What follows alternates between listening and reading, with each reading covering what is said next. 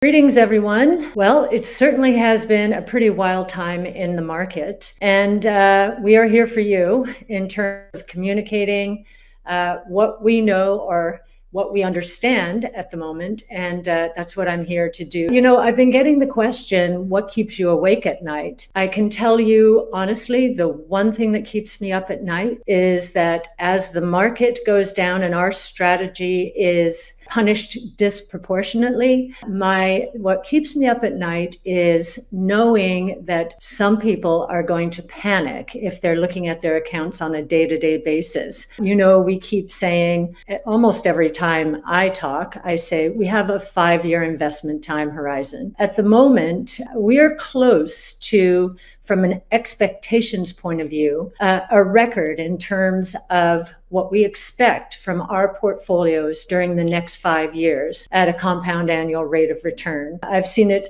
only higher once, and that was after the rout in the fourth quarter of 18. And based on our expectations at that time, we believed that our portfolios would deliver a compound annual rate of return of 42%. So that's 42% over 5 years. That's more than a quintupling. We're just about there again. So again, ahead of just spectacular growth rates, exponential growth rates associated with the innovation platforms, so DNA sequencing, robotics, energy storage, artificial intelligence, and blockchain technology. And even more importantly, the convergence between and among those platforms. We believe that our companies, from a revenue growth point of view and ultimately a profit growth point of view, are going to show exponential growth rates.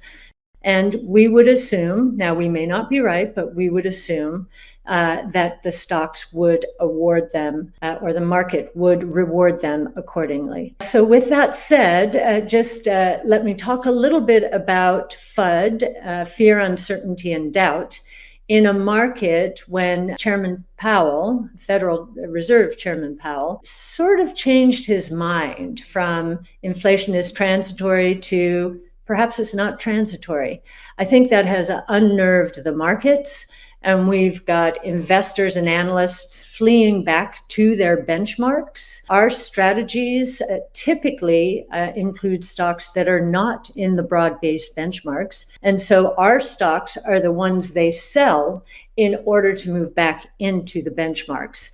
I've been through this time and time and time again. This is no different. And so we usually do the opposite. We know they're throwing our stocks out, and therefore, instead of trying to get close to any benchmark, and as you know, we don't have a benchmark. We're looking to the future, not the past. We concentrate our portfolios towards our highest conviction names, toward those stocks that have been punished disproportionately, and we believe unfairly in the marketplace.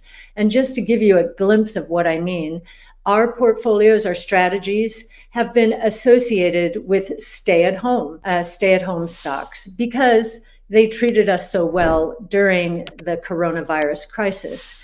But the point we've been trying to make is that the world has changed permanently because of the move towards increased digitalization. We're not going back. And therefore, we think that you should start thinking about these stocks, not as stay-at-home stocks, but stay-connected stocks, stay competitive stocks, stay globally competitive stocks, because that's what we do. We're focused on the way the world's going to work, really transformational growth. Well, the labor force, believe it or not, is shrinking. That is a very curious thing when we have more than 10 million jobs going unfilled right now. What is going on? And this was part of our discussion this morning at our brainstorm. The topic of DeFi and DAOs, distributed autonomous organizations, and NFTs came up. It seems as though there are a lot of people who have become a part of this movement. Many young people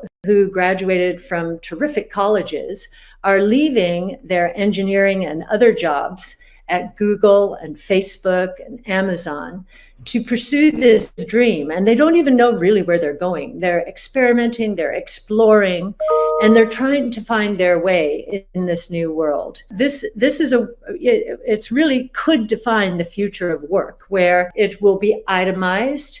You have the scale of the internet to support new distributed autonomous organizations. We think while it's somewhat difficult to understand right now, it will become clearer. I always say follow the developers, and that's what we're doing. And they are scrambling into this new world much more rapidly than they scrambled into the internet, I believe, in its early days, or I know, again, because we do watch the developers. That could be causing significant distortions in ways that we won't understand perhaps for years.